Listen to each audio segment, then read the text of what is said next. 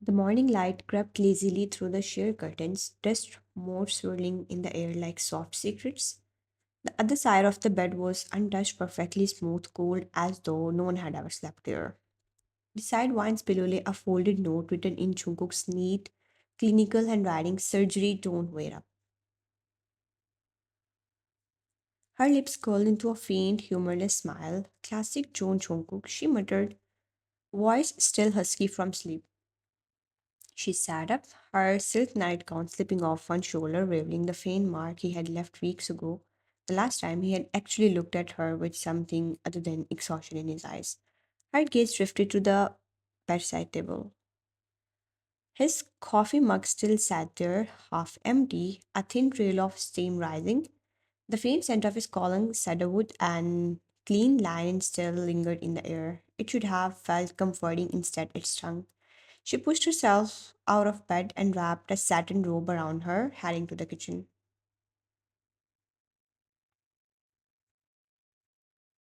Her bare foot clicked softly against the marble floor, the only sound in the mansion-sized apartment they called home. The digital clock blinked 6:47 a.m., too early for someone like her, who had once loved sleeping in until she learned there was no point in waiting for someone who never came back before midnight.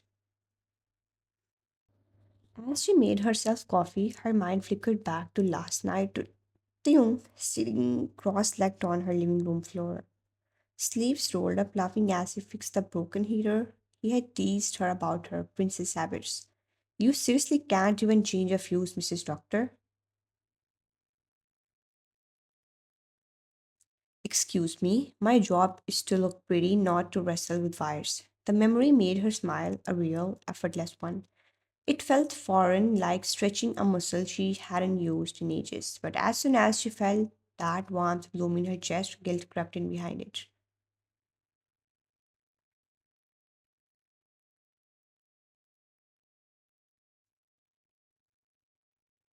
Why do I feel guilty for smiling? It's not like he even notices anymore.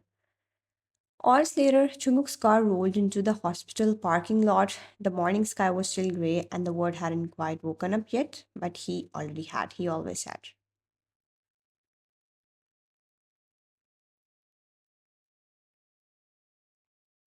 His colleagues often said he was the definition of composure, precise, discipline, untouchable. But as he walked into his office, his mind replayed the small detail Wine had mentioned last night on the phone. The young dropped by, the hero was acting up again. You know how I'm with tools.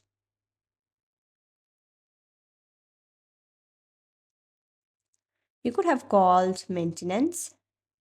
He offered. I didn't want to bother anyone. He remembered the light tone in her voice, the quiet laugh that followed. He hadn't heard her laugh like that in months, and it wasn't because of him. She looked happy when she told me about the Young's visit, happier than she's been with me in months.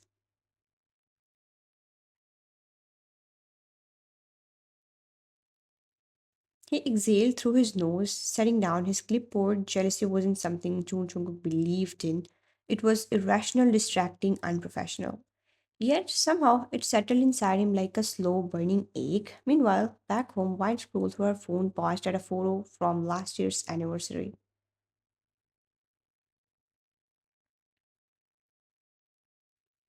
They looked perfect, the kind of couple people envied. His arm around her waist, her head against his shoulder. But even then, she could see it in his eyes. He wasn't there. Busy, always busy. She stirred her coffee, her tone shifting to mockery.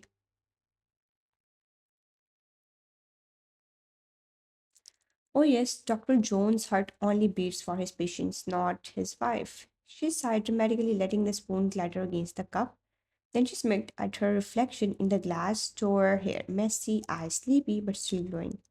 At least I still look gorgeous, can't say the same for his attention span, but her eyes softened soon after.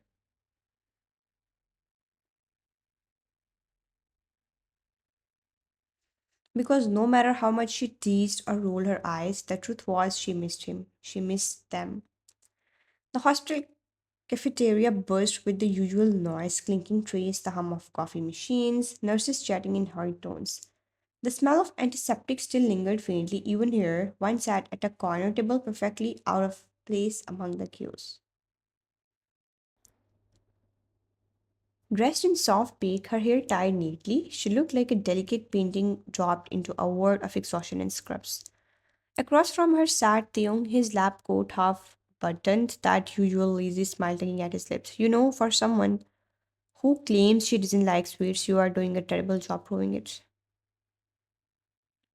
Excuse me, it's called stress management. She scooped up a small spoonful of strawberry cheesecake and, with a teasing grin, held it out to him. Here, try it before I change my mind. Feeding me in public now, if Jungkook sees this, I'll need bodyguards.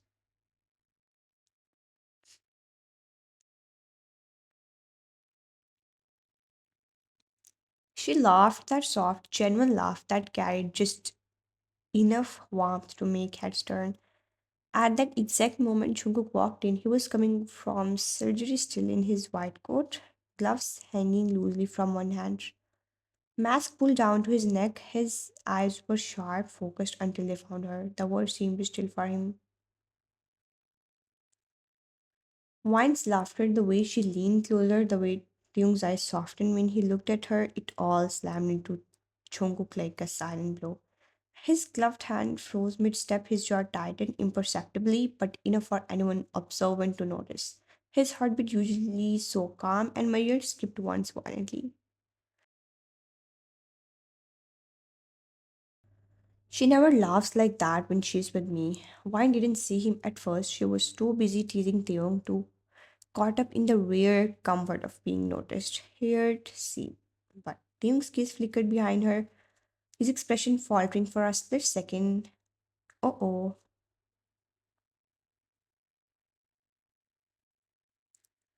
Wine turned, and there he was, Dr. John Jungkook, her husband, her beautiful, cold, unreadable husband. His eyes met hers, emotionless on the surface, but burning just beneath. A thousand unspoken words in one glance. Jungkook, hey, you are done already?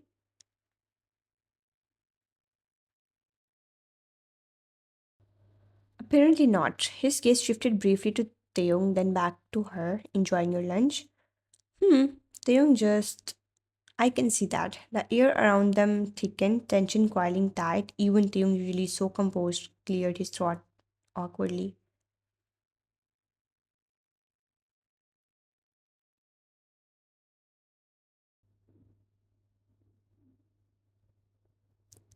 Well, I should go check on the pediatrics wing.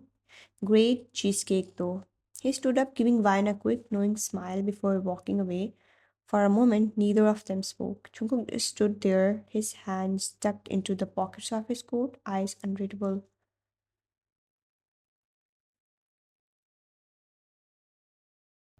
It's just dessert, Jungkook. Right, dessert. You seem to enjoy sharing it. Maybe if you come home before midnight, you would get the first bite. The corner of his mouth twitched, not quite a smile, not quite anger. He turned away before she could read him.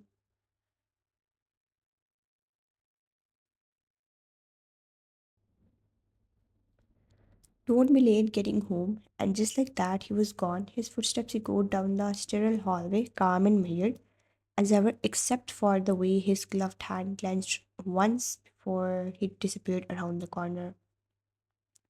Later that day, the surgical ward was quieter than usual. Jungkook stood beside the nurse's station, flipping through patient files, his movements sharp clipped.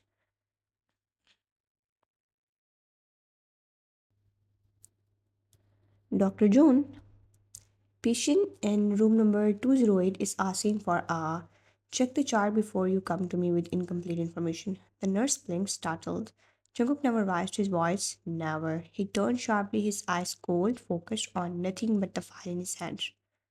It shouldn't matter, it doesn't matter. She's my wife, not my responsibility.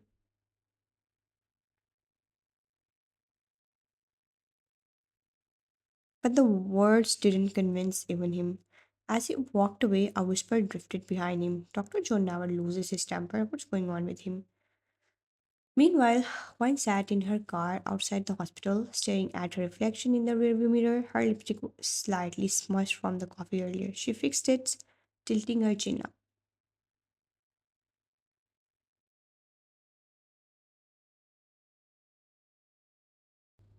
You still look fine, babe, let him simmer. But behind that confident smirk, something in her chest twisted, a flicker of something she refused to name. The clock on the living room wall ticked past midnight again. One sat curled on the couch, legs tucked beneath her, phone hand screen dim. She had been scrolling aimlessly through messages, photos, old memories, waiting for footsteps that never came. When the front door finally clicked open, she didn't even look up right away. The familiar scent of disinfectant and clean soap filled the room before his voice did. You are still awake? Her eyes lifted. He stood in the doorway, tie half loosened, sleeves rolled up. His usually immaculate posture was slightly off tonight. Exhaustion clung to him like a shadow. But what caught her attention wasn't his expression, it was the thin trail of blood running down his palm. Her heart lurched. You are hurt? She was on her feet before he could respond, grabbing the first aid kit from the cabinet. Jungkook frowned as if the sight of her worrying confused him.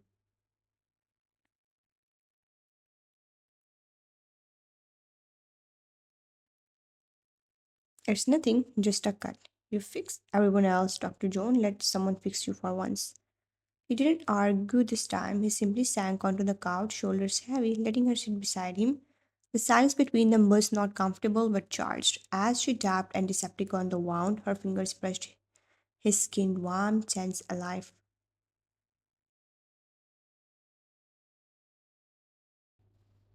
He watched her quietly, his usually unreadable eyes softening for a fleeting second. Her head trembled slightly. She hated that they did. You always take care of everyone but yourself. There was a pause long enough for the air to feel heavier, then his voice came quiet but cold. That's my job.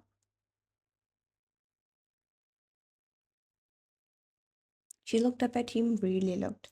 The dark circles beneath his eyes, the faint stubble, the scar at the corner of his lip from a childhood accident she still remembered. And what about being my husband? Is that part of your job too? He didn't answer. His gaze flickered to her lips, then to her eyes, and for a moment something in him cracked. He wanted to say something, anything, but years of restraint held him still. Right, that's what I thought. She finished bandaging the wound, her fingers tightening the tape a little too roughly, part frustration, part hurt. Careful, it's supposed to sting. She stood up and walked away before he could respond.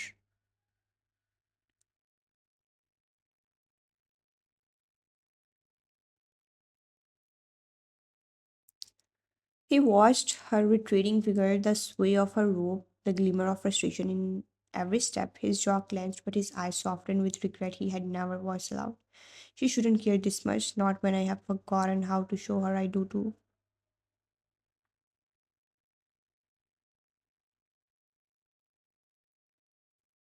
2 nights later, one was sitting at a cozy rooftop restaurant with Deung. It wasn't a date, at least not intentionally. He had invited her out to breathe a little. After catching her freezing the hospital corridor earlier that day, the evening was warm, city lights shimmering around them.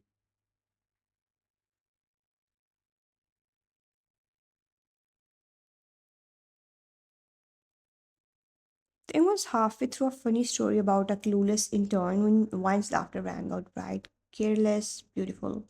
She hadn't noticed the figure entering the restaurant until Tim's gaze shifted behind her. Oh, don't freak out, incoming storm. She turned and her heart dropped. Jungkook.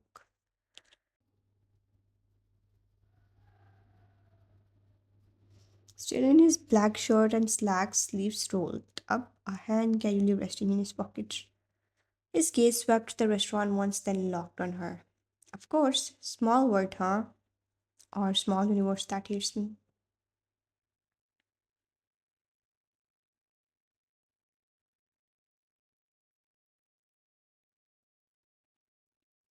Jungkook approached the table with the kind of composed confidence that made the air around him feel colder. Taeyong, wine, Dr. John. Taeyong chuckled awkwardly, scratching the back of his neck. Didn't know you were coming here, man.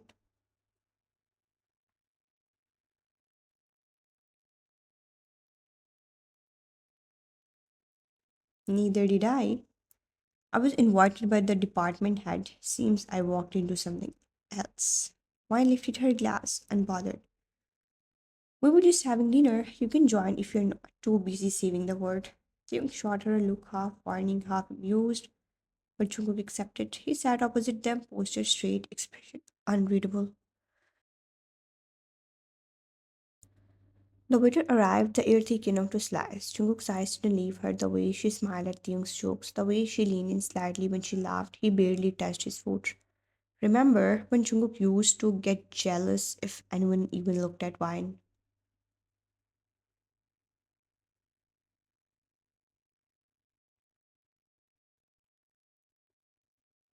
Oh, that man doesn't get jealous anymore. He's immune to emotions. You had been surprised. That single line silenced the table. Wine's heartbeat stuttered. Her fingers tightened around the stem of her glass. Theon gave a small laugh to break the tension, but even he couldn't hide the awkward shift. Moments later, the waiter placed another dish on the table, and that's when it happened. The metallic clink of Chukuk's fork slipping from his hand broke the silence. It hit the floor with a sharp, echoing sound. Wine looked at him, his expression still composed, but his knuckles pale, jaw tight. It wasn't anger, it was something far worse.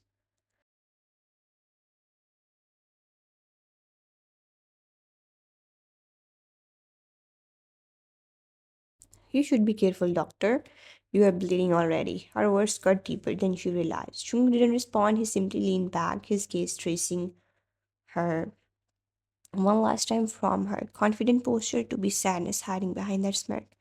She is slipping away, and the worst part is I might be the one pushing her.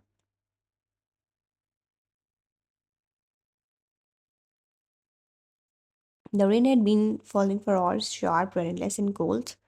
By the time Vine stepped out of Thing's car, her shoes were soaked, her hair sticking damply to her cheeks. Jung leaned over from the driver's seat, voice soft. You sure you will be okay? I'll survive, I always do.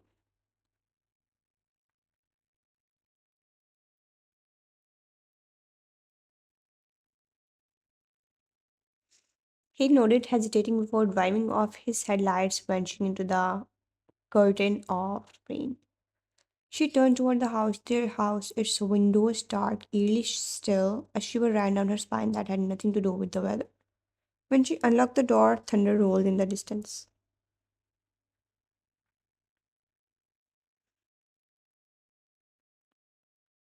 The living room was pitch black except for the faint golden light coming from the corner lamp, and there he was, Jungkook. He sat in the armchair, half in shadow, still wearing his white shirt, the first few buttons undone, sleeves rolled up, collar damp as though he had been outside moments ago. His hair was slightly tousled, his gaze sharp but unreadable. The sound of the door closing behind her was deafening. You are home early. You are home late. The silence that followed was heavy, the kind that pressed on the chest. She slipped off her heels, her wet footsteps echoing on the marble floor. It was raining. They offered to drop me. I know, I saw.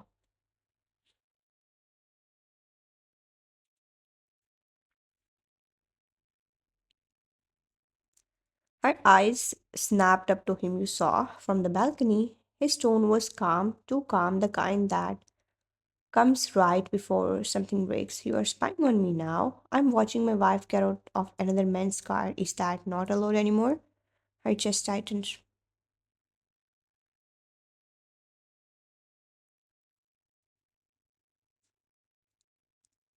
You make it sound like I did something wrong. Didn't you? She laughed softly, a sharp bitter sound. That's rich. You ignore me for months and now suddenly you care. Don't twist this wine.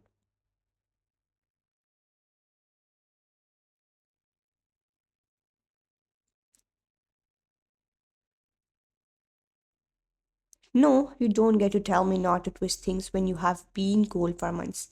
You built this distance, Jungkook. You made me feel like a stranger in my own marriage. Lightning flashed, illuminating the tension between them, his jaw tight, her eyes glistening. He exhaled shakily, voice breaking the silence like glass.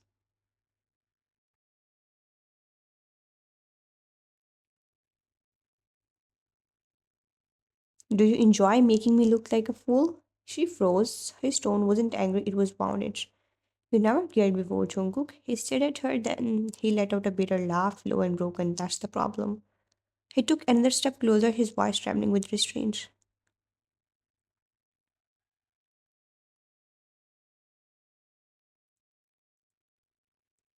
I always did. The words hung in the air, fragile and raw. Then why did you make me feel like you didn't? Because I didn't know how to love you without losing myself. His confession wasn't loud, but it hit her harder than any scream could.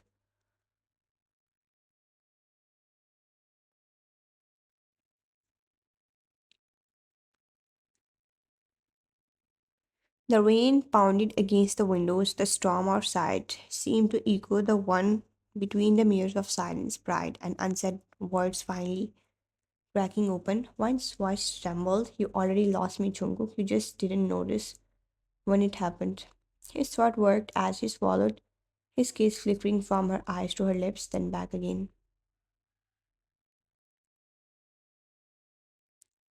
For a moment, he looked like he might say something else, something that could fix everything, but instead he whispered, barely audible, then tell me how to find you again. And she couldn't answer, not when her heart was breaking too loudly in her chest. The next morning, the world looked calmed down again. Disappearingly so, the storm had passed, but its ghost still lingered in the air. At the hospital, Chunguk stood over the operating table, gloved hands poised above the incision line. His expression was calm, detached, the perfect surgeon. While stable, Dr. Jones, scalpel, the blade met skin clean, precise, practiced. His hands didn't waver. They never did, but his mind, it was somewhere else. Once was echoed through him like a haunting refrain. You already lost me, Chungkook. You just didn't notice when it happened. Each heartbeat of the patient beneath him seemed to sync with the memory of her fragile, steady, distant.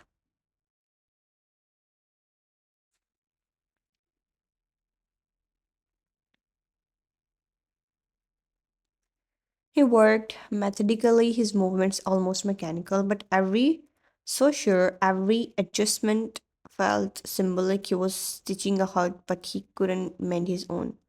If I could repair her the way I repaired these arteries, she had never hurt again.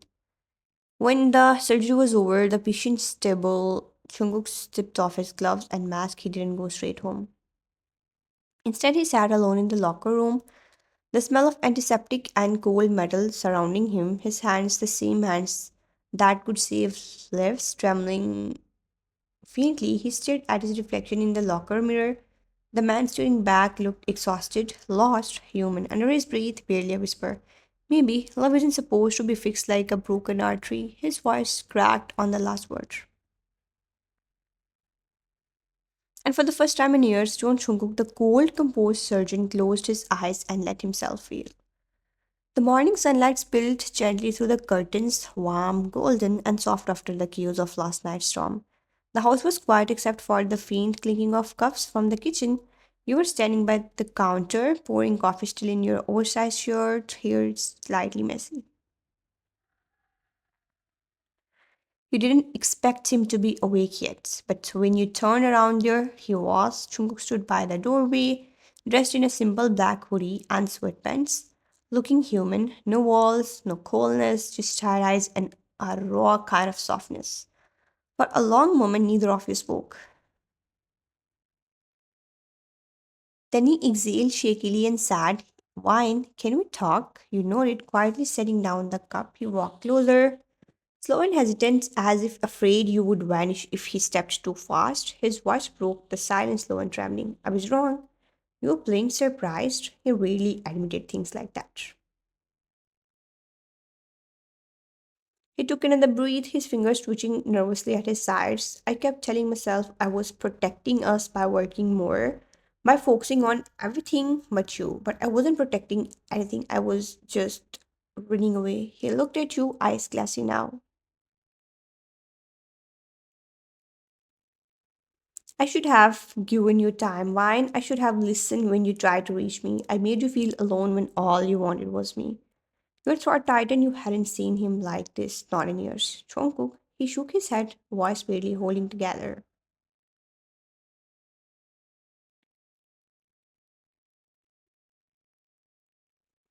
I don't deserve it, but I'm asking anyway. Please forgive me. You felt your heart ache, but in the sweetest way. All the pain, the distance, the late nights, they started to fade in that moment, replaced with the quiet sincerity in his voice. He stepped closer and smiled gently. You really think a story is enough, Dr. John?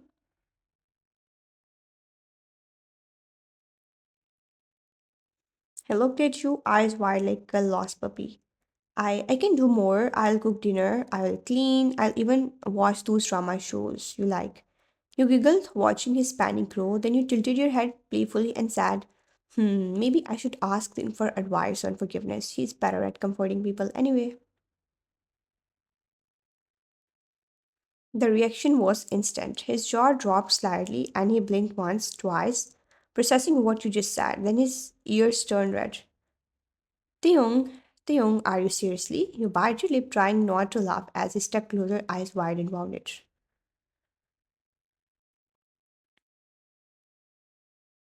Wine, I'm literally apologizing here and you are thinking about him. You shrugged innocently. He listens better than you do. That did it. His mouth fell open in pure, adorable offense. Unbelievable. You are heartless. I'm pouring my soul out, and you are.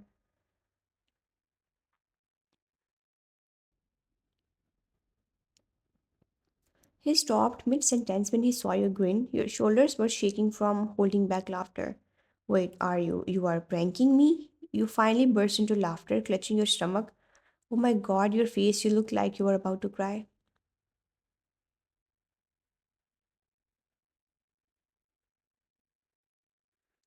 He blinked rapidly, his expression softening, and then, to your surprise, his eyes actually did water.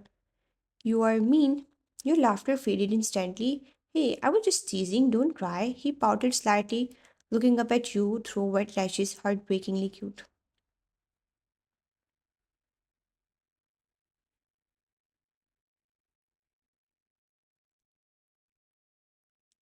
I thought you really meant it. I can't lose you to him, Wine. You sighed softly, stepping closer and cupping his face in your hands. You're such an idiot. You knew that? Only you're idiot. That made you smile. You wiped the corner of his eye with your thumb and whispered,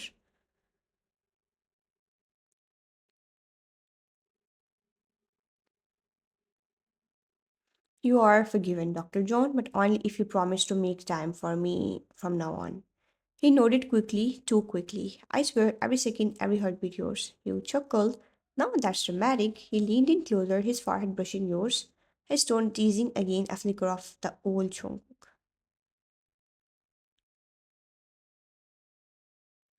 I learned from the best. Um, when he finally pulled back, his smile was soft and genuine. You are never allowed to prank me again. We will see.